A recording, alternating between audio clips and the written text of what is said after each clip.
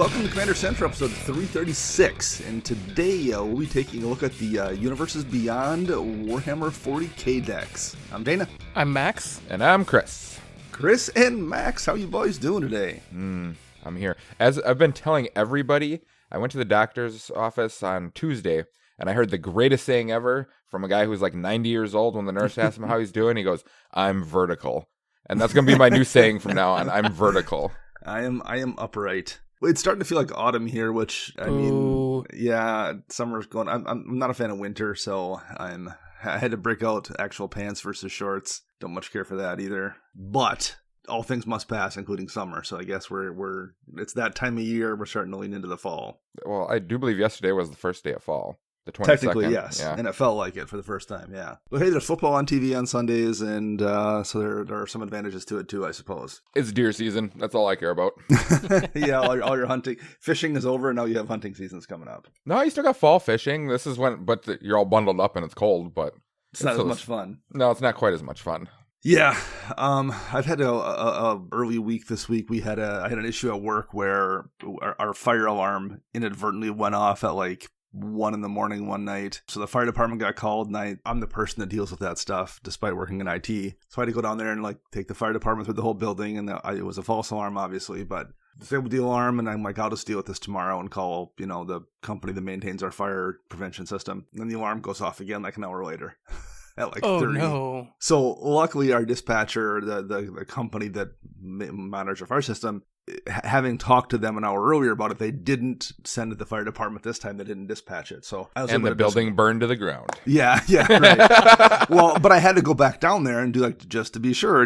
I just to not risk that and do a walkthrough, and so then I manually disabled everything and told them to just ignore future calls until the next day. But it was then 5 a.m. by the time I got to sleep, and then I had to take my son has jazz band at school, which is before school, so he has to be there at 6:30. So I got I was up then again at 6. I got about 45 minutes of sleep. Oof. And then I had to go into work that day too, because I had to figure out the fire alarm system thing, which was a failure. So then, I couldn't fix it, but obviously I had to call someone to come do that. What do I know about fire suppression systems? So I had to call our vendor, and they came and they figured it out. But then I have to stay there all day as they're getting parts and repairing the system. And I am too old to be functioning on 45 minutes worth of sleep during a day. That I have still not recovered from that. And that was 2 days ago. Yeah, how did those, the musicians back in the day in the 80s and all that, That's what you should be doing if you need to survive on 45 That's what minutes. those guys did was cocaine. Cocaine. That's how they survived that, yeah. I think that would kill me, too. I don't think that's a solution. That would also kill me. So I'll lend you Jarvis. Yeah, there we go. Love me, though. So yeah, that's why I wound up actually missing playing at the shop this week, and I think Max had some family stuff, so it was just you there, Chris. Yeah, it was kind of quiet there. We had it's bunch still early of lists, but yeah, it's still early, kind of in that weird point where all the people from the summer are the college kids and stuff that are gone to their schools, but probably the college kids that have came to town have not found the shop yet, or have not got comfortable enough to leave wherever they're at, and so it's been quieter the last couple weeks for sure in there.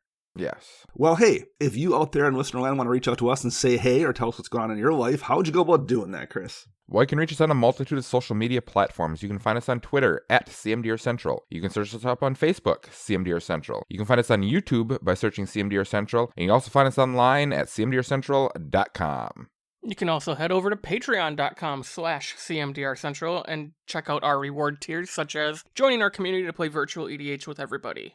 Yeah, and thank you to all our patron supporters for the people that support us just by listening as well. It all means a lot. So thanks to everyone out there. It's a big deal. So let's get into talking about these Warhammer decks, even though by the time this show airs, we will have already had unset stuff that's out. Literally, we joke about the frequency of sets coming out, but we have had 3 sets in 3 weeks. We went from Dominaria United to these Warhammer 40k decks to the Infinity set. I don't even know what to say about that. That's mind-breaking how many cards are coming out. It feels like if the next 4 Call of Duty games all came out a week apart from each other. Mm-hmm. Yeah, it's not. There's this we have a small budget movie theater in our downtown that used to be the main movie theater in the city.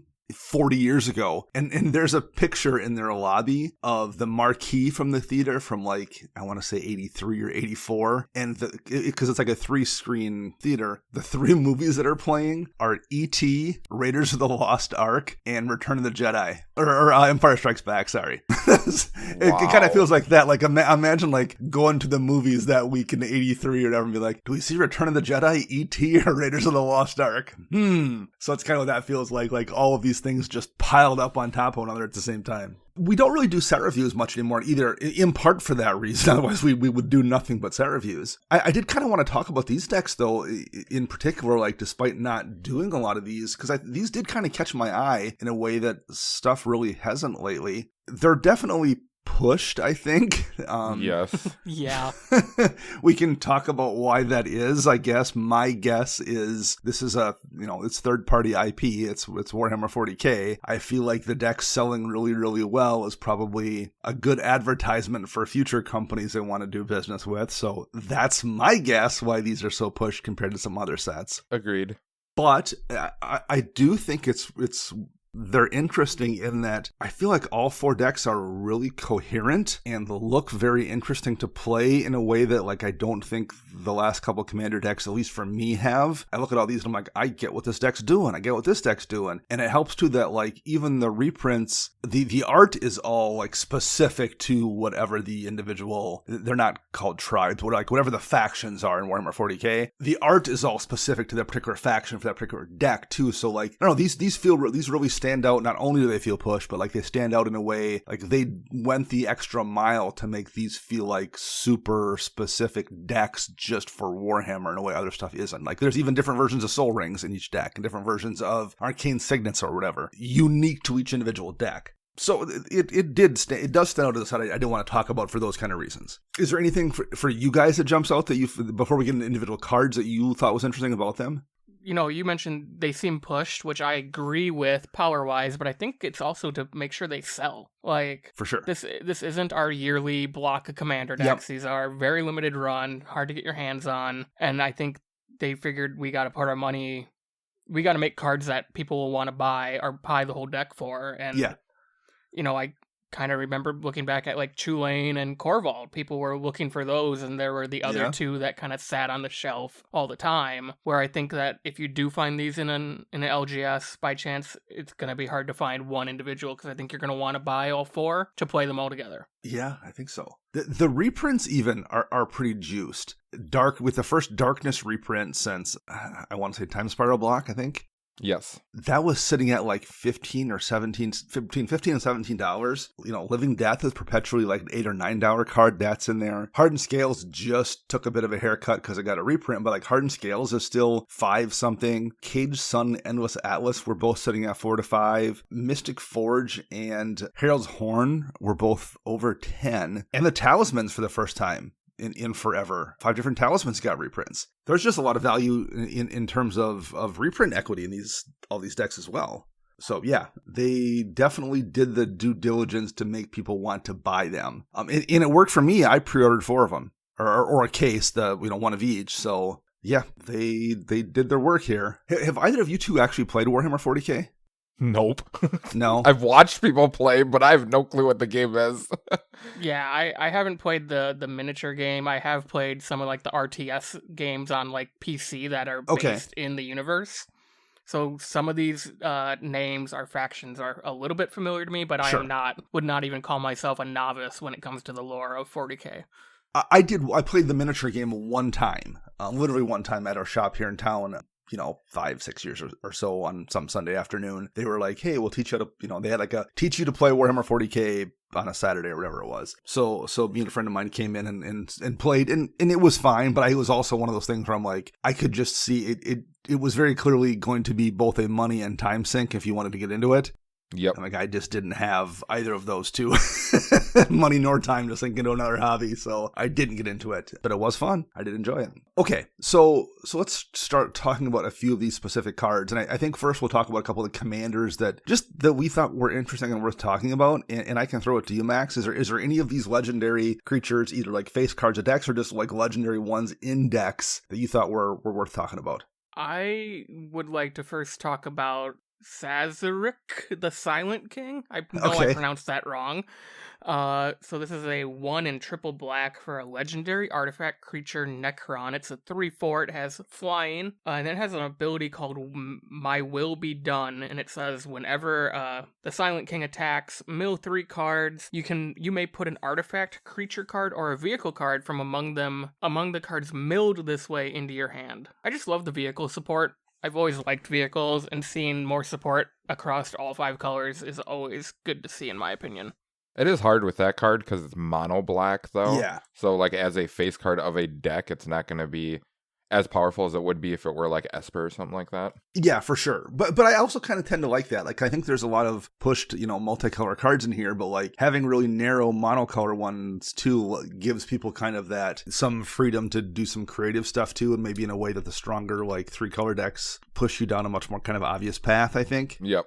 So yeah, no, I like that one too. There's the other mono black one I think in the same deck is Imatech the Stormlord, 2 and 2 black for a 3/3. It's also an artifact creature. Whenever 1 or more artifact cards leave your graveyard, create 2 2/2 black Necron artifact creature tokens, and at the beginning of combat on your turn, another target artifact creature you control gets +2/+2 and menace, which isn't that huge of a deal. But so this is basically a deck where you're going to build where you're going to like want to find ways to bring artifacts or cast artifacts from your graveyard, bring them back into play, whatever, and make artifact creature tokens. And I think that's, again, I think if that was a 2 or 3 color deck, it's probably too powerful, or at least bordering on being pretty easy to abuse. Whereas I think if you're playing that in mono black as your commander, you have to do a lot more work to make it really strong. And I do like that. I like when a card makes you have to go the extra mile and figure cool stuff out. So I actually like both of those mono black commanders. Are there? How about you, Chris? Any of these that jump out at you? Commander base? Yeah, not really. I do like the cascading one. I find it amusing. Where, I just like Cascade in general. Sure. Because it restrains how you build your deck, because you're going to want to hit certain key cards. And this card right here reads that on your turn, spells you cast from your hand with mana value X or less have Cascade, where X is the total amount of life your opponents have lost this turn. So you have to mitigate how much life you're going to make them lose so you can be within your curve of Cascade in your deck. Right. Yeah. Which is, I like the restriction of building it that way. Yeah. No, I agree. Again, you have to be creative. You have to come up with some way, and you have to have a plan there. It's not like, Max mentioned the Chilean and Corval situation, like where those just are powerful no matter what you do. A lot of these are definitely push, but like they also require you to do some work and do a little bit of brewing to take full advantage of them in a way those Brawl commanders maybe didn't. Yeah, those Brawl commanders were busted, some of them. Well, and like, so, I'll talk about Be'lakor the Dark Master real quick. It's a 6-mana Grixis Demon Noble with flying. It's a 6/5. I mean, that's a pretty strong beat stick. 6/5 for 6 with flying. Yeah. It's there. But it has 2 abilities that are both pretty straightforward. When it ETBs, you draw X cards and lose X life, where X is a number of demons you control. And whenever another demon enters battlefield under your control, it deals damage equal to its power to any target. So that's telling you you're playing Grixis demons. There's nothing like super complicated there. Nope. But demons tend to be pretty big and expensive. It's like kind of tough to go super wide with it. So yeah, you're going to draw a couple cards when you cast this, but it's already also 6 mana. You're not playing green. You don't have ramp. So you have to, be able to get this out, and you have to have demons in play, and demons are expensive. And so you are kind of, it's not going to like draw you a dozen cards when it comes down or anything. That's going to draw you a couple cards maybe. But when you play those big beater demons afterwards, you're going to dome somebody for a pretty good bit of damage. It feels like a little kid, like a junior high kid card, like when you were playing Magic when you were young, and like, I just want to put this crazy beater kind of stuff in my deck. That's you crack that fetch land and you throw it over your shoulder because you wanted that 10 drop, sure. 10/10. Right, yeah. But like, I think those things are healthy. It's good. It's not that it's not good to have like spiky commanders, because I think it is good to have spiky stuff too. But it's also good to have junior high kid commanders like that. They're like I'm gonna play some cool demons and have them smash you in the face. And I think it's good to have those kind of commanders, and I'm glad to see this kind of thing also in the set, in addition to the push stuff. Agreed. Max, any other particular ones aside from the mono black one that you liked? I kind of like Magus Lucia Kane. So this is the Teamer commander, 1 in Teamer for a 1/1 human Tyrannid wizard. Sure. Has 2 abilities. The first one says at the beginning of combat on your turn, put a +1/+1 counter on target creature. And the second ability says tap, add double colorless, and when you next cast a spell with X in its mana cost, or activate an ability with X in the activation cost this turn, copy that spell or ability, and you may choose new targets for the copy. It's interesting that it's literally cares about X spells and X spell abilities. You don't see that very often. It's a little different than the Hydra we got back on Ikoria, because I think that's Abzan. So I just think it's cool doing stuff with X spells. You're in the right colors. Blue and red have tons of them. Green has a few. So it'll be interesting to see if people follow that when building, or just, make Hydra Tribal in 3 colors. Right. Yeah, do you want to build 3-color Hydra Tribal? Do you want to just have this be like a Fireball kind of deck? Both. That's what I would do. Or both, right. I mean, there's a few options there. Yeah, I like that one as well. Genius. Yeah, for sure. In talking about, let's talk about push commanders here. First I talked about the little kid commander, then let's talk about a push one. Kamazar Seraphina Rain. First of all, really aggressively priced, 3 mana, 1 a black and a white for a human soldier. Has 2 abilities. The second one, Summary Execution, 2 mana, sacrifice another creature, you gain 2 life and draw a card. I mean, that's anything that says draw a card on a commander is pretty good, and it's not a tap ability, so you can reuse it. That's real solid. But the crazy pushed feeling one, whenever Commissar Seraphina Rain attacks, each opponent loses X life or X's number of other attacking creatures. Yay! So you go wide, and I mean, obviously when you go wide, that's dangerous to begin with when you're swinging at somebody with 8 or 10 creatures. But even before they connect, you're going to deal 8 or 10 damage, or however many creatures you have, whatever it winds up being. You said that's an Esper, they're going to have too? to connect to deal the damage. They deal damage, then they're going to deal damage again, basically. It's an Orzhov, Chris. Orzhov? Okay. Because I was thinking, wasn't there a couple of like mono black creatures that did the same thing? Or maybe it was just when they attacked. Something like that, like from older sets. So yeah, there are similar mechanics. Yeah. So like this is just very much going to be a token deck, and there's you run your normal token stuff, buff things up, ways to put more tokens in it, your anointed processions of the world, whatever. But like just the added ability to also deal damage on attack before stuff even has to hit somebody. That's really, really good. Yeah, I feel like at least it's nice to see that you have to attack with this card along with the rest of your board. Correct. It's not just I can just sit here with, Greaves on and not do anything. Absolutely. And swing with 5 tokens a turn. And it's only a 2/2, so you probably have to run some way to keep Seraphina Rain protected, even if it's just like a Dolmen Gate or something. But like you need to have probably devoted several deck slots to keep that card alive. But if you are able to do that, you're going to do a ridiculous amount of damage. So that was I wanted to I liked kind of the dichotomy between like how kind of strong that one is, although it does have speed bumps baked into it, versus how the Demon Tribal Face Beater Junior High Kid card as well. I think they did a nice job hitting all of those quadrants, I think. So we talk about some cards that work in the 99, because like that's the other thing that jumped out at me. These decks are coherent. They all feel like the Swarm deck feels like a Warhammer 40k Swarm deck, and there's a coherent theme in the deck. But I feel like there's a lot of cards in these sets that also work just in people's commanders decks. So the first one I will mention is Biotransference.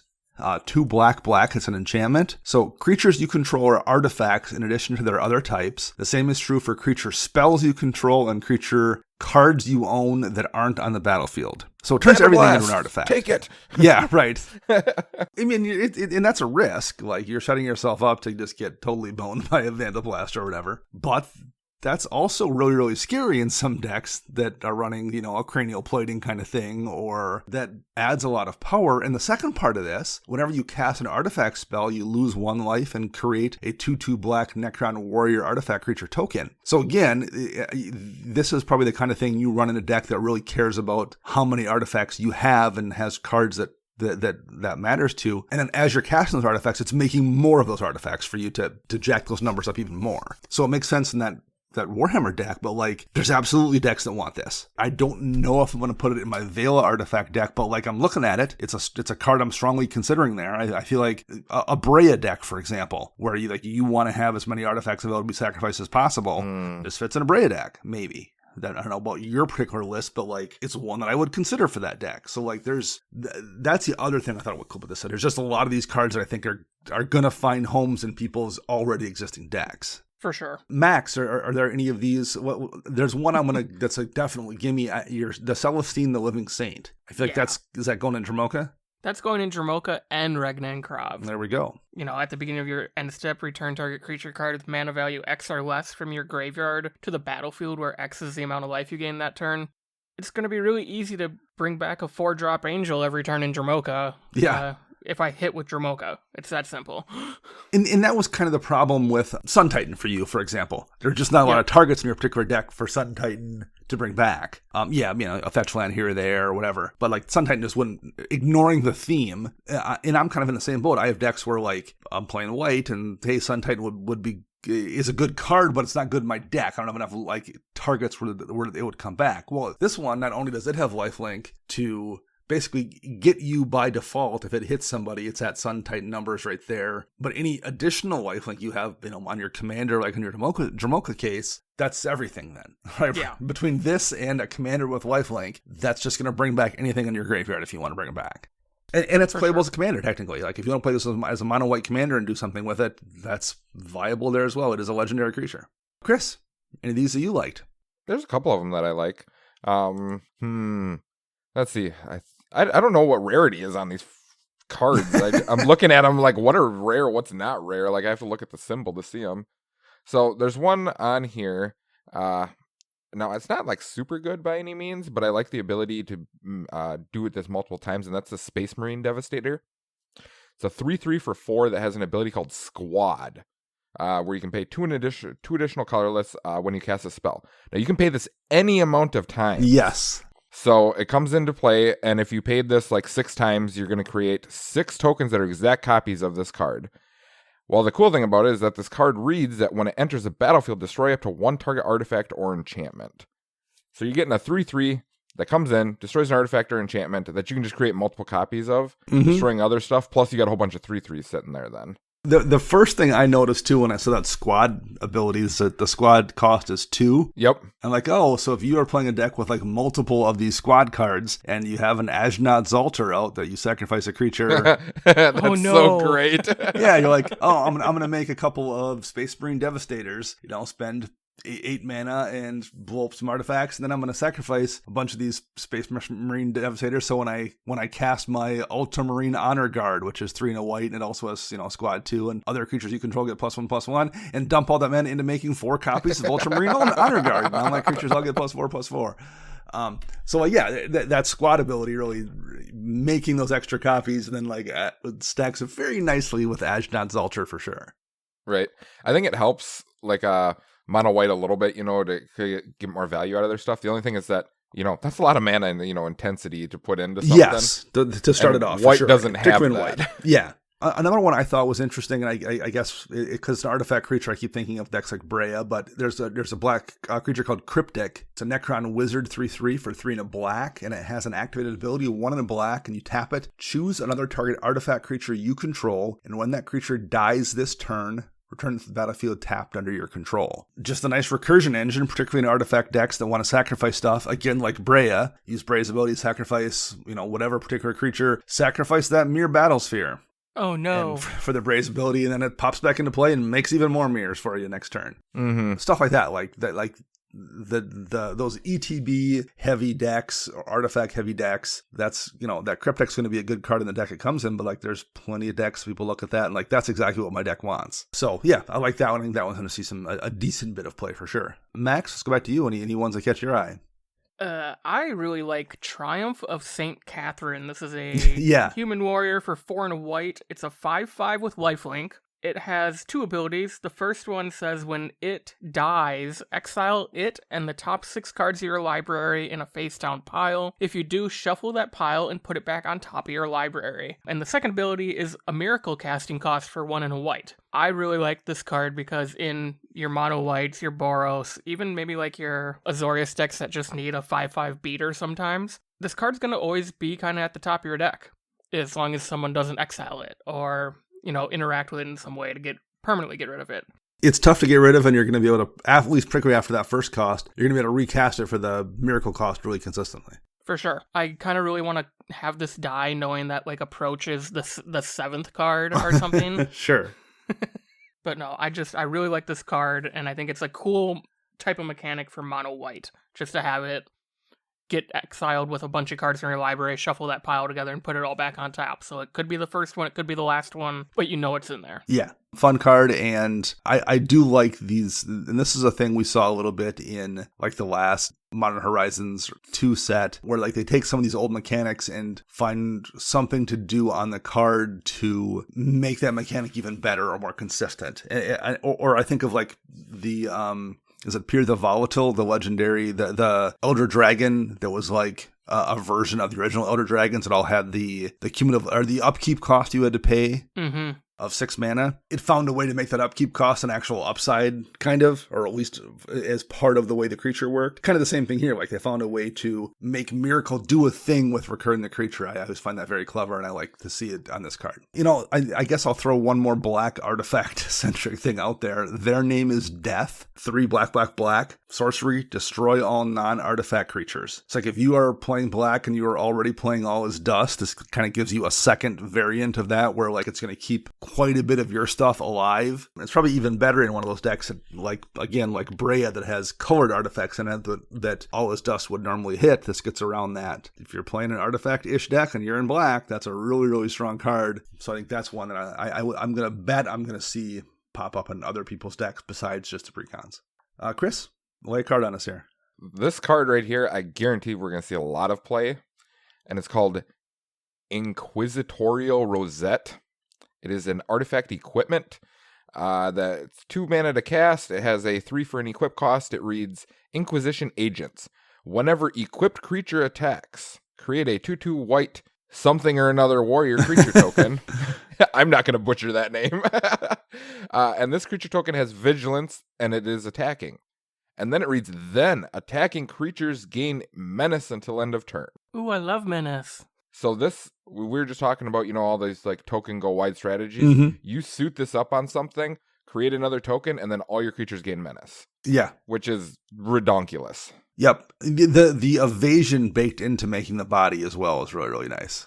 And it's all your creatures get it. It's not just the one that's equipped. That's what I found interesting is that all your creatures gain it just by attacking. So as soon as you declare attacker, someone needs to kill this. Yep. Otherwise, it's, you know, it's like, no, we got to get rid of that before they get all the menace triggers. Mm-hmm. Speaking of artifacts, an artifact that I thought was super interesting was the Golden Throne. 4 mana, and it's legendary as well. Has a tap ability called 1,000 Souls Die Every Day. Sacrifice a creature and you add 3 mana in any combination of colors. So a sack outlet's always very useful, particularly one that generates mana. But in addition to being that nice sack outlet, it has an ability called Arcane Life Support, just passively there going off all the time. It says if you would lose the game, instead you exile the Golden Throne and your life total becomes 1. So it's one of those kind of protection things like you see on, you know, Platinum Empyrean or something, but it's on an artifact, so it's a little bit tougher to remove. Those tend to be on creatures in the past, which are vulnerable to a little more removal. In the case of Platinum Empyrean, that's an artifact creature, so it's twice as vulnerable. This is just vulnerable. This is just an artifact that's a little bit tougher to get rid of. And it's an artifact that's doing a pretty useful thing there, being a sack outlet, making you 3 mana in any combination of colors, not just one color, not just colorless. So again, those decks that like sack outlets and stuff, that's a pretty interesting card, I think.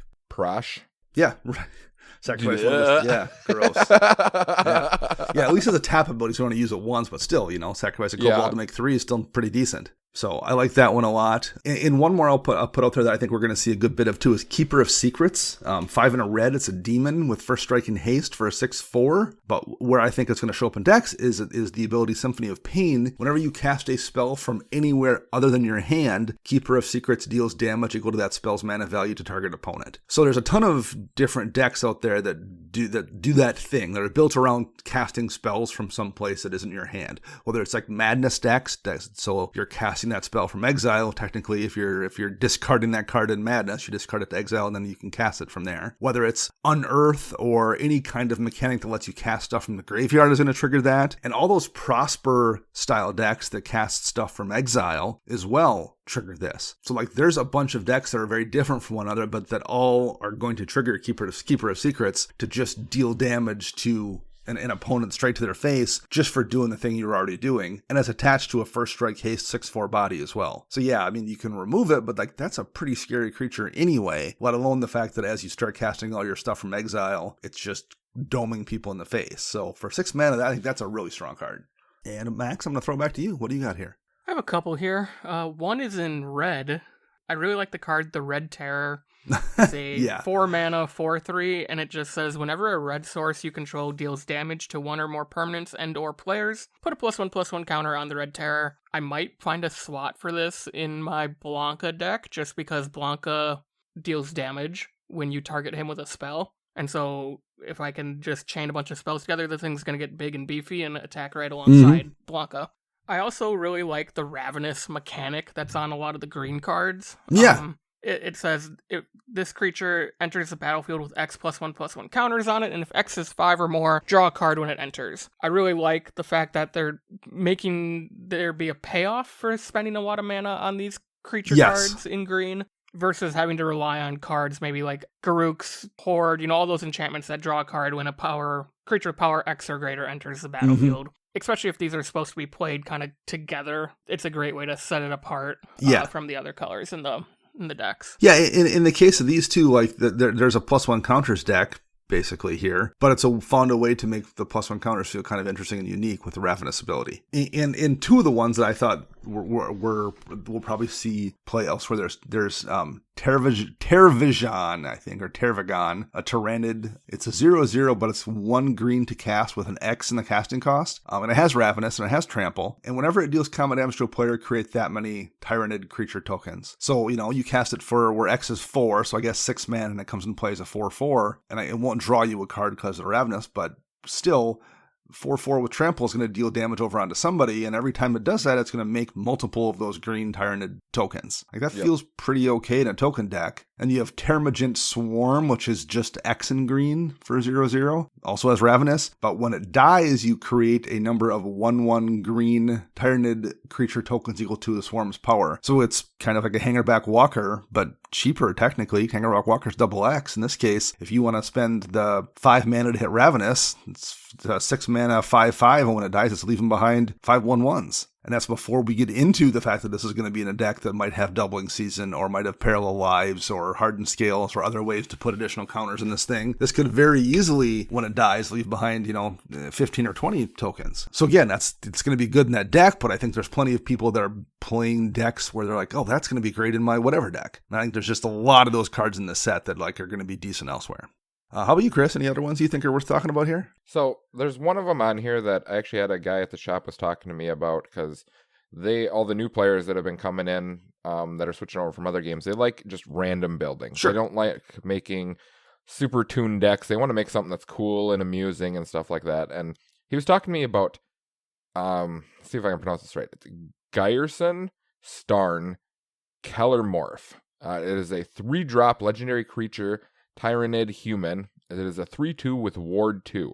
It has an ability that reads 3 auto stubs. Weird, okay. Whenever another source you control deals exactly 1 damage to a permanent or player, Gyerson, he deals 2 damage to that permanent or player. So 3 damage overall is what you can deal. And I thought back to a deck that you built a long time ago, Dana. Yep. Where you just tap things to deal 1 damage. Yeah. And I was telling him about that, and he's like, what? I'm like, yes, there are lots of cards that do that, and I think it would be fun to see you build it. Yeah. So. Yeah, all the variants on Prodigal Sorcerer over the years. Yes. I told him, I was like, so this is what we do is we make Gyerson indestructible somehow, and then you play a Pyrohemia, and then you just shoot everyone for 3. Yeah. Yeah, there's a ton you could do with that deck. Yeah. Yeah, I just like it, and he's like, that would be so cool to do, and I'm like, I'm going to tell you right now, the deck's not going to be very good, but I think it would be awesome to watch it play. It would be fun, for sure. Yeah, I had that was one of my original decks. It was whichever one of the Niv Mizzets, I think, many, many years ago. Yeah. Yeah, I found it amusing how it's like coming full circle that people are seeing cards like that again, and I'm like, oh, I've seen something like that years ago. Another one I thought was cool, Clamavus, despite not featuring a clam anywhere in the artwork. That's confusing.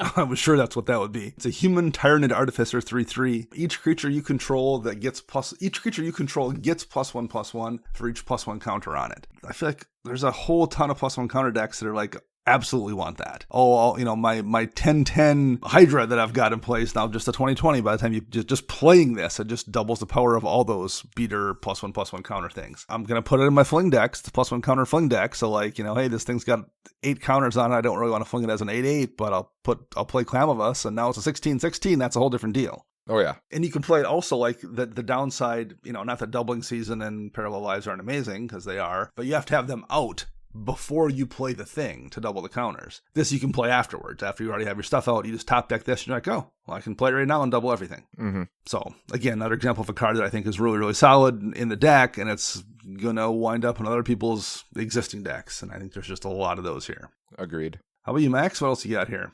I'm a big fan of Sister Hospitaller. Yeah, sure. Sister Hospitalateer, I believe is what that is. Sure, that works too. It says taller, though. Oh, yeah, Hospitaller. That sounded like some anime name at first. It was like Sister Hospital or something, and I'm like, what? 4 white and a black for a 3/2 human cleric, and its ability says, when it enters the battlefield, return target creature card from your graveyard to the battlefield. You gain life equal to its mana value. I love when cards bring stuff right back to the battlefield versus to your hand. Yeah. It gains you life, so it plays together with, the other angel in this deck, and just, it's a really cool card. 6 mana to hopefully bring something back and nobody scavenger grounds your graveyard in response. Right. I'll report back when Dana does that to me. I will try. So, speaking of scavenger grounds. Yes. Yeah. There's a card on here that I've been looking at, and I don't know if I like it or not. I mean, it seems pretty good. It's called Nurgle's Conscription. It's a 5 mana instant speed spell in black that reads, and this is going in what Max was just saying, about returning a creature, but it reads, put target creature card from an opponent's graveyard onto the battlefield tapped under your control, then exile that player's graveyard. For 5 mana in black and instant speed, I was like, that's interesting. Well, like similarly, you have Canoptech Scarab Swarm, which is an artifact creature insect, and it's only a 1/1 for 4 mana, but it does have flying. But the most important part here is when it ETBs, you exile target player's graveyard again. And for each artifact or land card exiled this way, you create a 1/1 colorless insect artifact creature token with flying. So yeah, you just drop that, exile, someone's entire graveyard, and even if they're not doing mill stuff, there's probably a pretty good chance you'll catch an Evolving Wilds or a fetch land or something, and some artifact that got blown up, and once in a while, it's going to come down and make you 14 different insects too. Like it's going to, worst case scenario, probably get you a couple things, and has a pretty huge upside sometimes depending on what your meta looks like. Well, that could be even, you could target your own graveyard if Absolutely. You're like a bunch of like say you're playing artifacts and you have a whole bunch in there, and you're just like, you know what, I'm just going to make a whole bunch of tokens because I have no way of recurring anything out of my graveyard anyways. Yeah, I've got 1 recursion spell in here. The odds of me drawing it are pretty slim, and this is going to make me, right now, if I cast this, 8 1/1s. That's sure. Let's do that. Yep. So, yeah, I mean, there's a couple of Canoptech, I don't know. Someone's yelling at me. Someone's yelling at me on the radio right now for getting that wrong. But there's a couple of those ones that are decent. The Spider is a 4/4 for 5, and it has flying. Whenever another non-token artifact, creature, or vehicle enters the battlefield under your control, you draw a card. So if you're playing a heavy artifact creature deck, just get a free card draw out of it. Or if you're playing a vehicle deck, just get a free card draw out of it. That's always useful on a body in some decks. I'm very disappointed that this spider, it doesn't do anything for my other spider deck. Not really. Because it has flying, and I wanted to put it in there because it has flying, but I'm just like, it doesn't do anything else for me, so it's not worth it. Yeah. I also quite liked Tomb Fortress. It's a land, and it comes into play tapped, which is always unfortunate, but it still taps for black. So even then, if you have one of those decks that's pretty heavy on utility lands, you're like, oh, well, this still taps for black. I'm not stuck just casting, making colorless off it. Yep. 2 triple black, and you tap it and exile it, and you mill 4 cards, and then return a creature card from your graveyard to the battlefield. And that's only as a sorcery. But still, this is one of those cards where, again, assuming you don't have a ton of ETB tapped lands, if you're playing some kind of a big demon deck, let's say, and all your creatures are giant beaters, and you're not too worried about speed, drop this on turn 1 or 2 or 3 or whatever, who cares? Let it sit there for 8 turns as the game goes along. At some point, someone has killed, one of your 6/6 demons, and you're down to 3 cards in hand, and you're like, oh, I'm just going to get rid of my Tomb Fortress and bring this giant demon back into play. I think it's just worth it in general in any, if you're playing mono black, because just having a land in general that you can use later on at any point in the game. I mean, even if you're just returning a 1/1, that could be a synergistic card for what you need to do. There's just not much downside to it. No. I've been running Port of Carfell in my Dimir Dragons deck. Also comes into play tapped, and it taps for blue instead of a black. Same thing, 6 mana. It's 6 mana to sacrifice it versus 5 for Tomb Fortress. And you mill 4 cards and return a creature card from your graveyard to the battlefield tapped. So the difference is I can do that one at instant speed. Tomb Fortress is at sorcery speed, but it costs 1 less to activate. I've had great luck with Port of Carfell, though. Now, the instant speed is nice because if you're playing a deck with like counter spells or whatever, keep your mana up. If you don't use it, then you can dump it in the port to bring a creature back. This isn't quite as versatile, but I'm considering putting this into that same deck because it's a dragon deck, and so many of them are like 4, 5, 6, 8 mana in some cases that it's worth it spending 5 and losing a land to bring back some giant dragon or something in that deck. And if this is in a demon deck or something similar, something with really expensive creatures, that's probably worth doing. So I'm down to only a couple left. Anybody else have any specific ones? I mean, there's a lot of interesting cards in here, I think, for sure. And we could probably talk about almost all of them. But are there like one last one from each of you guys? I have one that can be my last one. All right. That would be the Resurrection Orb. This is a 2 mana artifact equipment. It equips for 4. Equipped creature has lifelink. And then whenever equipped creature dies, return that card to the battlefield under its owner's control at the beginning of the next end step. I just really like all the recursion in these decks, and I'm sure every one I talked about are all in the same deck, unfortunately. But probably. I really like that there might be just a whole deck around that idea, and it's really cool. Yeah, this is why I stress whenever people are asking me, like for tips on deck building or anything like that, is exile effects, not kill effects, exile effects. There's so many of them in the game. If you can play them because you can prevent stuff like this from happening. Absolutely, for sure. How about you, Chris? What's your last one here? There's so many of them. I can't. Yeah, really, seriously. This has been a real juiced set for sure. Yeah, I think like 90% of the cards are all playable cards that could see play somewhere or another. That's why it's just hard to pick like one. And I guess what I'm gonna say for my final card overall is the art on these cards I really like. Yeah, it's gorgeous stuff. I mean, looks like they actually put time and effort into it to make this look good. Now, I'm not sure if this art actually represents Warhammer the way it should. And if it does, awesome. If it doesn't, then shame on you guys. I'm gonna guess it based on like what I've seen it does.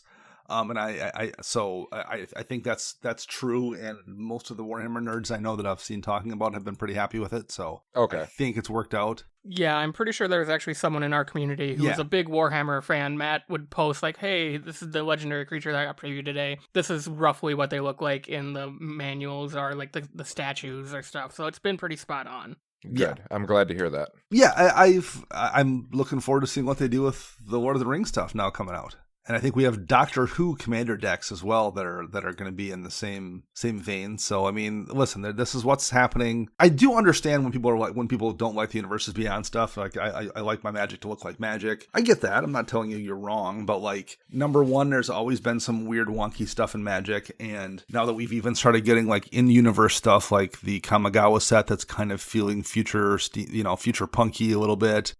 There's just weird stuff in the game. I mean, you can either accept it or not, but like it doesn't care. That's how it's gonna be from now on anyway. So if you don't want to play these cards or run stuff because it's Warhammer Universe versus Magic, I get it. But there's a lot of super cool stuff here. It's been a pretty impressive set to look at, and that's one of the reasons we're talking about it in a way that we kind of have skipped some other sets. So yeah, I'm kind of excited for these. I'm looking forward to picking up the decks, and I'm gonna keep them together at least a little bit and try to play a few of the precons against other precons, I think. That'd be sweet. Yeah. All right, that is going to wrap up episode 336 of Commander Central. My name is Dana. You can find me on Twitter at Dana Roach. You can find Max at CMDRCentral_Max, and you can find Chris at WiseSquishy1. Our show is edited by Rafael Garcia. You can find them on the Twitter birds at Ursa Bear Walker, and our podcast theme is Retro Future Dirty by Kevin MacLeod, licensed to Creative Commons. Until next week, I'm Dana. I'm Max. And I'm Chris.